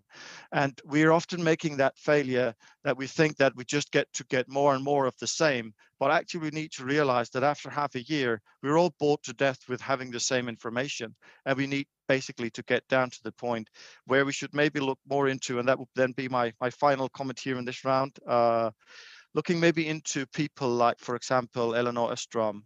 She developed this 7 ways of managing a commons. So when we are building communities, it's quite interesting to see the dynamics that we need to ensure are actually in place for things to keep the recurring engagement in a community. It's quite simple measures. It's about ensuring involvement, understanding. It's about ensuring that the power structure in the community is not benefiting one more than the other. Simple measures, but very hard maybe to achieve in real life. So very happy to those were my first comments to your very interesting demos. Thank you. So thank you, Thomas. That's really interesting, and I think I hope there's going to be quite a lot of questions from our partners after Christian has spoken, because we have discussed a lot of these things in quite a lot of detail yesterday. So it's really heartening to hear your comments. So finally, we come to Christian, and then we will open up the discussion and questions. So Christian Gebhardt is a member of and strategic advisor of the International Triple Helix Association, and the focus of her research and work is strategy and organizational development and governance for mastering complex projects and stakeholder-driven innovation. And she's an EU expert on smart specialization and the Green Deal, and has carried out research at Chicago University and the MIT. So, over to you, Christiane. Okay, well, thanks a lot. Yeah, hello to everybody. Thank you very much for the very interesting presentation. I'm also working as a head of smart and sustainable cities at Drayton Sommer. It's a 5,000 employee company all over Europe for real estate management and consulting. And we're doing a lot of things in the energy sector related to buildings, to cities. And we also have this kind of incubator innovation platform for young startups, interesting startups. So keep this in mind, please. You may go to the website. We're looking for these talents because that's how big companies now transform themselves. And they want to transform themselves. They want to be greener, better, participative, and so on. And they're looking for these fresh ideas. I very much like your how should I put it, real world scenarios, your living labs. I share Thomas' concern about to keep people engaged, and I have the strong feeling that we need to change the mode of participation, the mode of engagement at a certain point. way that you allow for entrepreneurs, you allow for upscaling, you allow for, there was one interesting point for reshoring maybe in order to address this gap with the supply chains we're currently facing. I think it's in every industry. I was really wondering how you deal, and that would be a question, with this demand now for solar panels. You mentioned it also, this demand or this willingness chain to give up an old energy system and come back to a decentralized system. Formerly, we had this centralized big fours in Germany, also Switzerland. I'm working in Switzerland at the moment. They have strong powerhouses in energy, and they're not willing to give up power.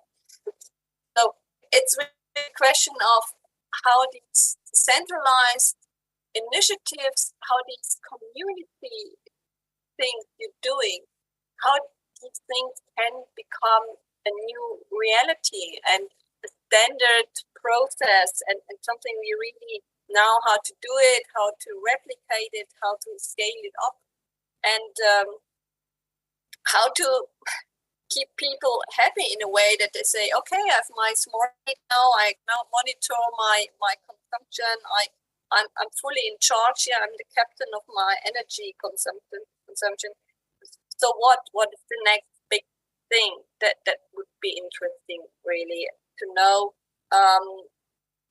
What else? What I really like is how you also educate citizens, how you allow for all these questions regarding what's in for me. Is called a dialogue, like old people, like young people, like communities, larger communities. So they can ask you a lot of questions they couldn't ask us. Yeah. So that's really what I say. It's a knowledge transfer. It's an educational thing. It's a preparing of the citizens. What can I do? What is possible? That's a very important pioneering work. Probably not paid. Yeah. And well, so all these, I couldn't say what I like best. I think it's all very good you're doing, but you might question yourself, what is the next step I want to take? Would I like to grow? Would I like to would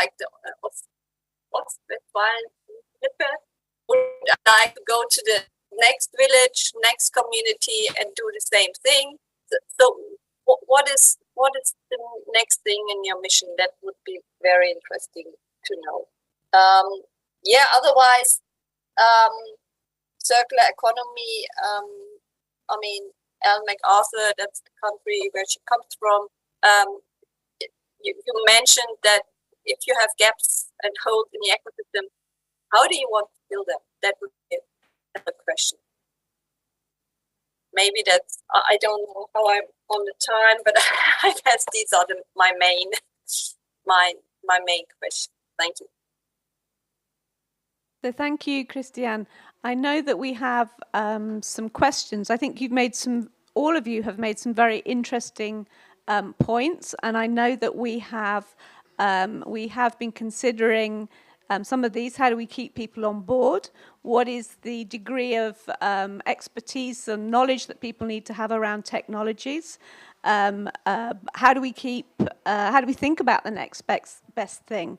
So we have, I think, I am optimistic that we have been asking some of the right questions.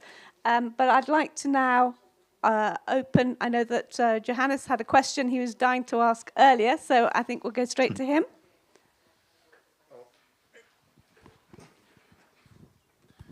Yes, okay, thank you. So I have just a comment to the first question concerning the storage. Of course, you are totally right. In summer times, the storage is always full. In winter times, it's always empty if you use the standard controls for the storage. But in the way we want to use the storage, we have the different goals.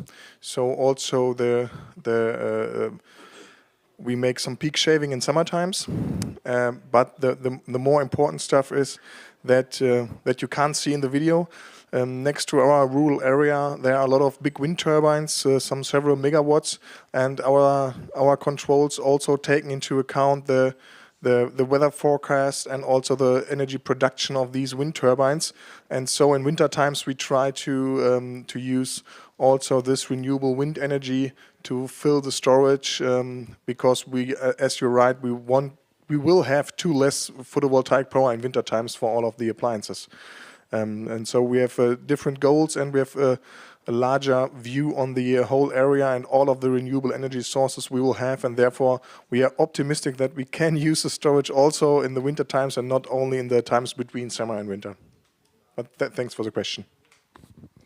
Yeah, thank you. If I can answer, is that that's a very good approach to have several ways of producing the renewable energy, because that is also very some learning from the ideas project. But there's one thing, if I can add to what Christian said, also about the engaging the citizens, that and getting this forward to larger areas and so on. This is something that that also to that you can do this in a small pilot like this. You can invite the people there in some discussion rounds. But if you are talking about a bigger, like an area, like a city, you can't invite all the 1,000 people into this kind of sessions. So when you are trying to make this to a larger scale, then you have to think again. Maybe you just scale these little approaches. You go, well, village by village. And I like your comment on resilience or redundancy. I think that the mix of energy types, that's very important. I share this. So I wonder if, Thomas, you have any comments to make, because you referred to the commons and a sort of, I think we're interested in this kind of idea of a commons mindset and how that might be used. Yeah. So where this comes from is basically another EU project, which is called eLand, where we are trying to build also kind of communities, especially in areas which will have like bottleneck problems.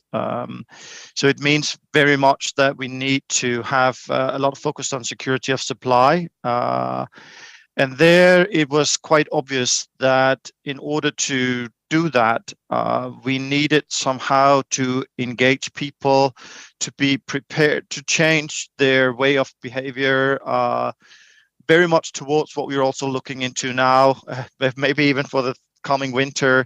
Flexibility will really become an issue. People need to be aware, and for basically people to start hamstring or just trying to be the ones that get the most.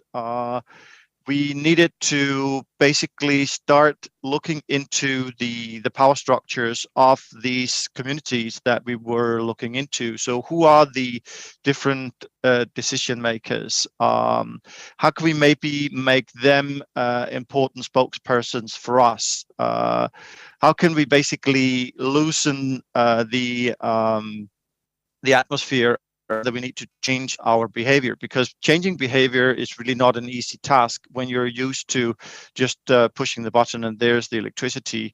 But creating this kind of atmosphere that this is our common focus, and the people that we are looking up to, the people that will have different positions in the community, are also speaking all about that. We were actually able to kind of create understanding very different from an educational perspective.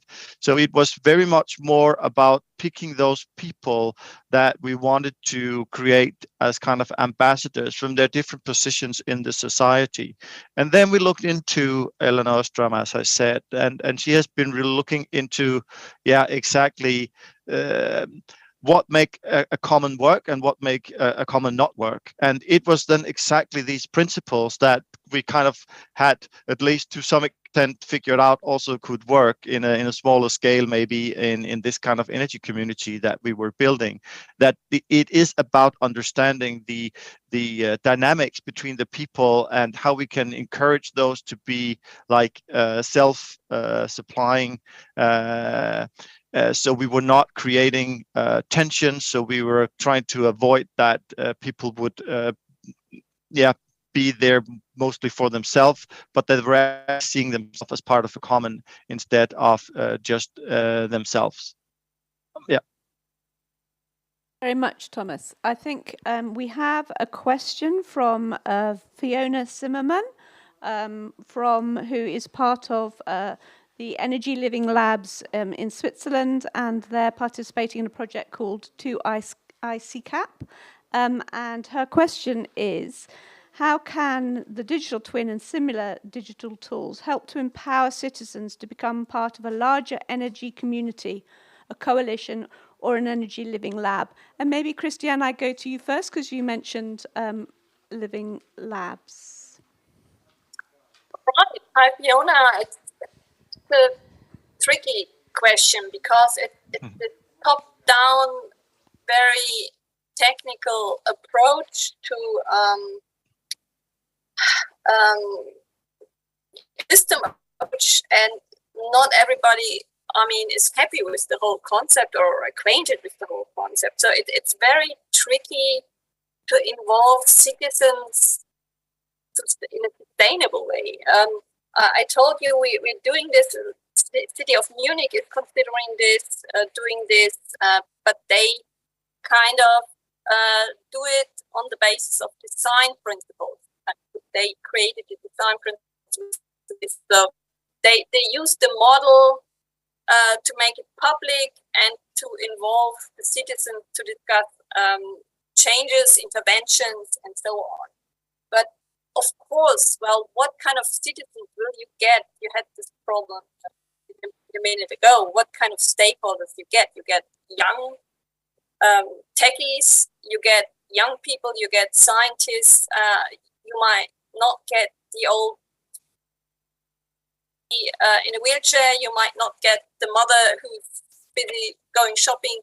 So it's a tricky question. Yeah, it's a good tool to have this kind of scenario and play around with it, and serious games and try out what the intervention would do. But you lose a lot of citizens. That's my fear. Thank you, Christiane. So, a bit long.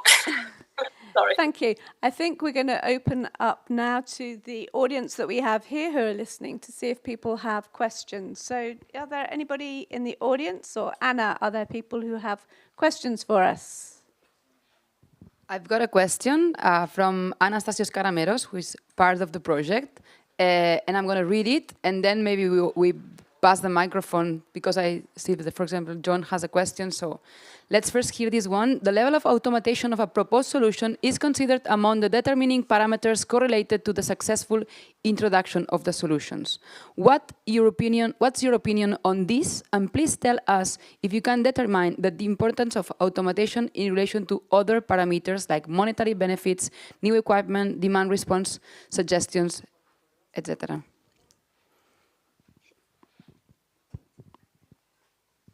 So would any of you like to answer that question, or should we open up the floor for more? We can get more questions and then we can just... Yeah. Should we get some more questions? Would you like some more questions? Thomas? Yeah. Yeah.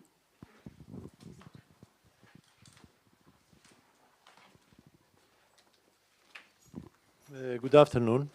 I would like you to comment how policies, either national or European policies, play an important role to the engagement of the citizens in such projects. Thank you. It's really hard to hear. Maybe you can rephrase it, Caroline, or I don't know.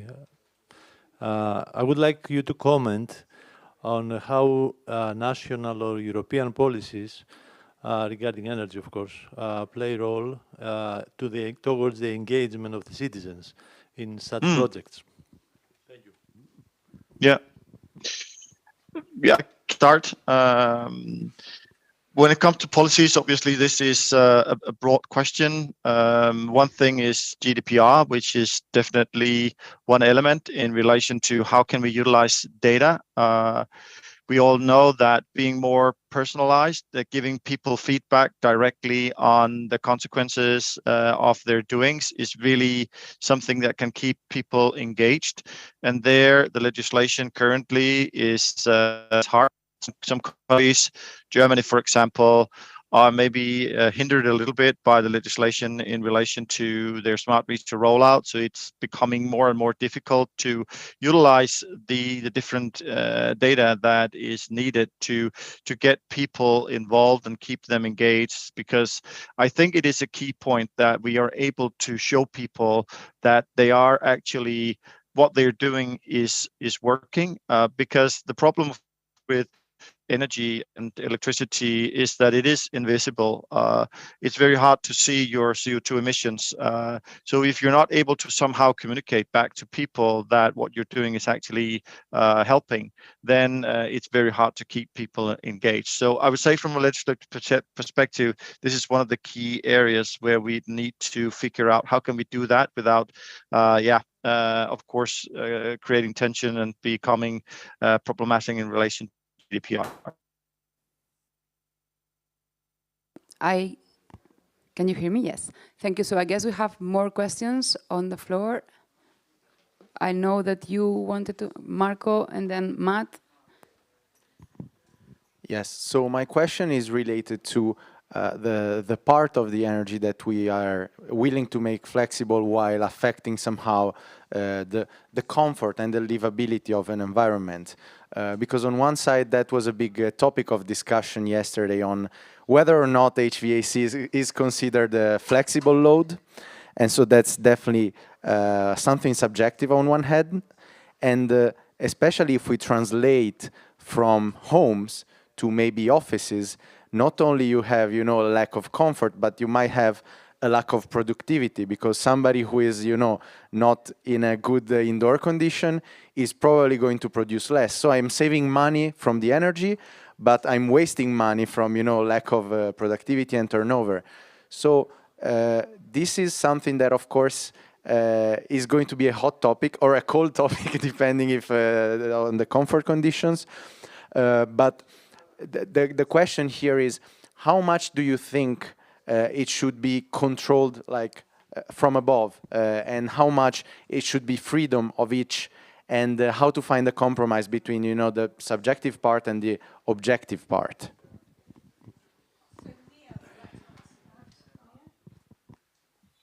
Thank you for the question, Marco. You know my experience with thermal comfort and productivity things, but I would say that it is important that the comfort is maintained and the well-being of the citizens. But for instance, suddenly now that the energy prices have gone really high, people are ready to give up a little bit. Like in Finland, we are lowering the temperatures in the houses and just putting more clothes on. And that's a choice that you have to give. That's something that you have to give to the resident. It's easier in the residential houses. In offices, it's quite could be a bit more challenging. But in houses that should be allowed. But of course, you have to maintain the safety of the house, the health of the house, so that not too much moisture and things like that. Mm-hmm. But that is something that can't be automized. Or if the residents give you the authority to do that, then you could do that. Yeah. Thanks, Mia. Yeah, I think that's really the key, the core. Yeah, how much freedom do I have? I mean, I have a good feeling if I check my app and see, okay, I've produced so much energy, I earned money with it, and so on. But Mia, you raised a good point from the housing and real estate side. I mean, you just it will do damage to the material. Yeah, if you don't. I think you're tough. Yeah, we Germans are kind of wimps. Yeah, we just I just put here my jacket on. So there's a lot of discussion. When should the state come in and intervene and give you money, and how to will I change the behavior of tenants? You know, they should open the window, but only quickly, and so on. And you can't really. There's no solution at the moment. It's really a governance problem, and that's so interesting. It's coming to the core of our economic system. Yeah, is it steered from above? Is it bottom up? What is the framing? Who sets the framing? Who agrees to it? And what is my personal freedom in this framing? And there isn't an answer yet. It's a really interesting problem, and it addresses finance rather than the energy issue. It just brings it up to the forefront. It's really interesting. Maybe I can also give a comment, yes, please.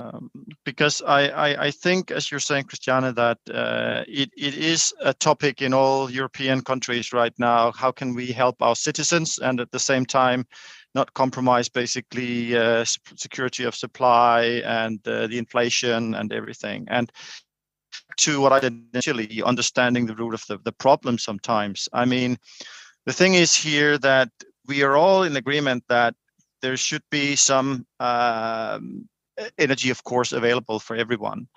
I haven't seen a solution, for example, suggested where we were actually given like cheaper electricity to exactly keep our house at a very low temperature. So we were all given 1,000 kilowatt hours or something like that. That would be the minimum for and then you had the freedom to pay more and use it. I mean, I think, again, we need to come in and look more on how can we support the ambition that we have, that we need people to lower their electricity while we are not giving people problems that they're not able to heat their houses at all. And I think people and the politicians are just not creative enough. They should come and ask us.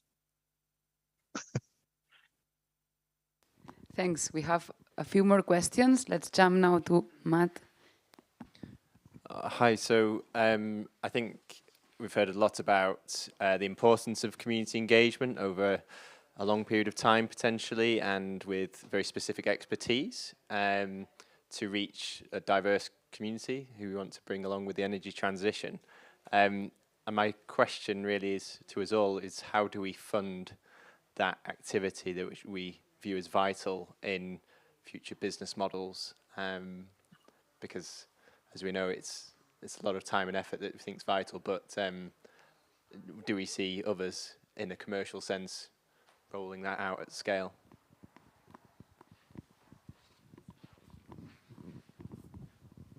Thanks, Mato. So I don't know if you want me to gather more questions or we go through this one and then there are two online questions. So I think let's answer this one and then we do the ones online. So, Christian, I know you mentioned something similar earlier about sustainability and engagement. Would you like to respond to Matt around that? Yeah, well, the word sustainability sometimes gives me the shiver. You know, it's some people use it as well. Environmental sustainability, that's something completely different from financial sustainability or social sustainability, and that's the first task really to think about what you really want here. I mean, of course we need financial sustainability. If you talk to the neoliberal people in Switzerland, they think it's really the industry engaging and private money is really important. If you talk to Germans, it's social, inclusive, and so on, also the European Union. And if you talk to environmentalist ecology people, it's of course it should be climate adaptation, climate mitigation, and that's a debate we have to, well, we need in the beginning before, and that's also a good debate in villages, communities, and cities. It's a debate that's necessary. That's my feeling about sustainability. It's such a bullshit term if it's not defined. Yeah. Thank you. I think that's really interesting. So more debate around that. We're going to just move on to our final two questions, I believe. Can I just comment? I think I heard something about business models in the question.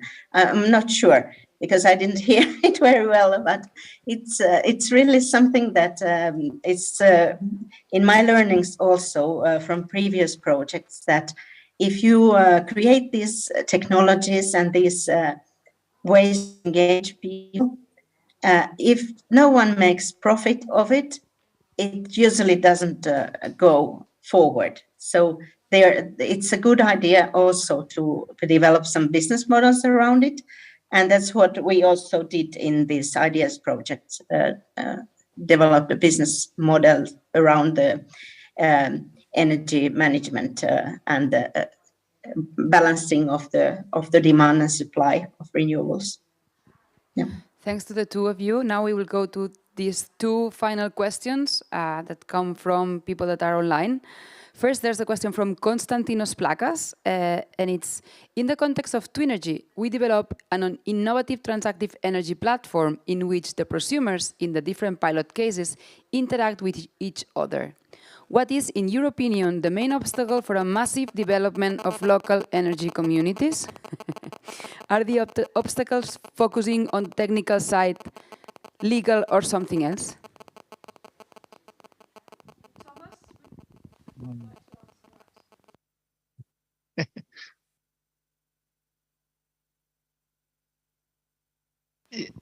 Maybe because what? Yeah. Mainly because it feels like it's your turn to answer something. Yeah. No, okay. Can you try to, just because it was very hard to hear the question. Can you just give me a very brief, what was the key? I mean, related to the legislation, to the ambitions on communities, or?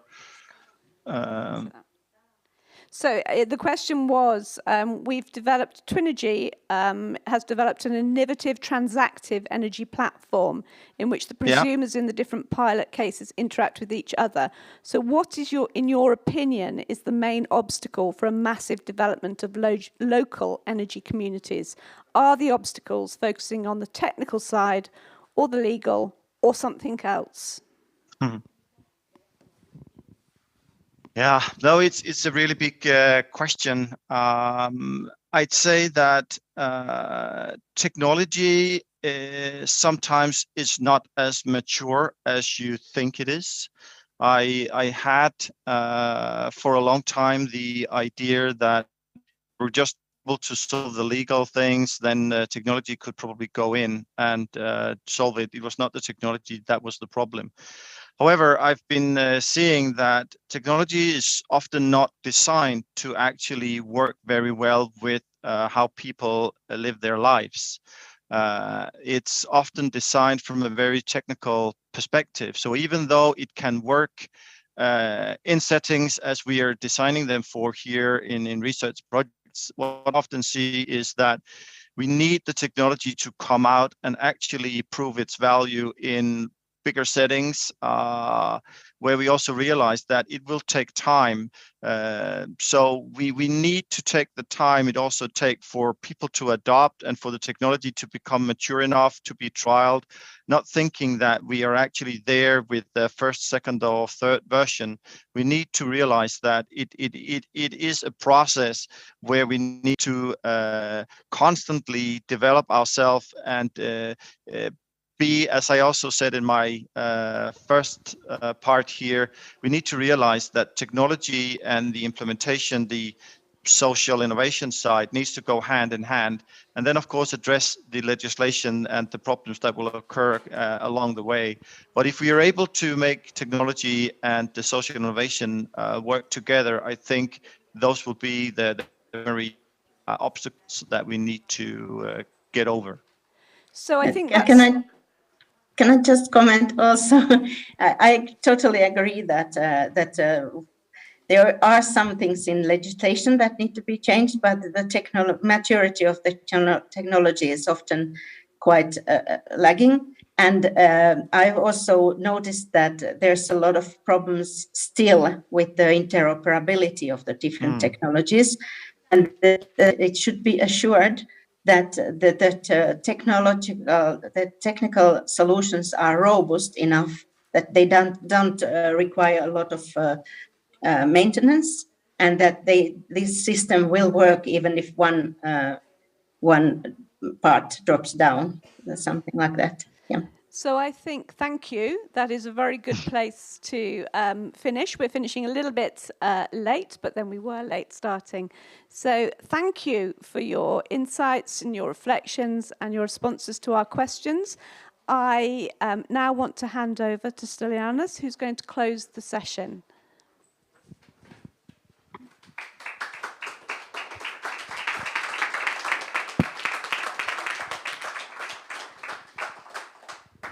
I think that we heard some very interesting questions and answers, and we had very valuable insights, which are very useful for our project and also for the general energy market and other projects as well.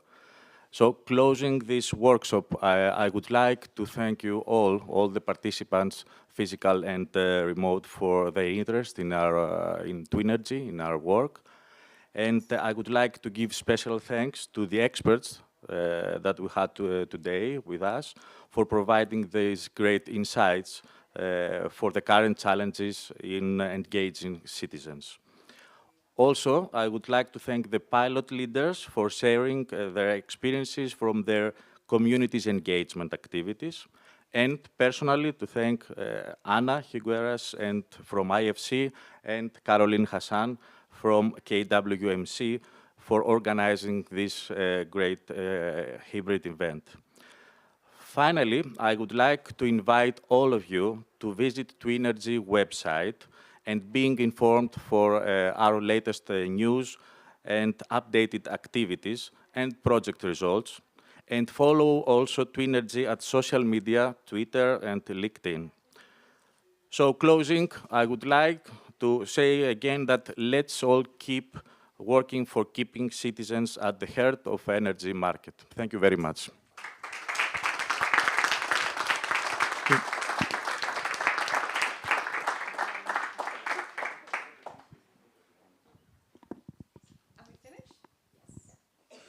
Have we closed? Yes.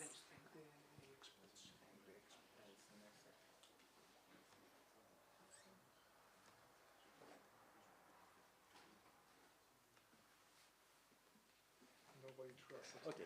Thank you.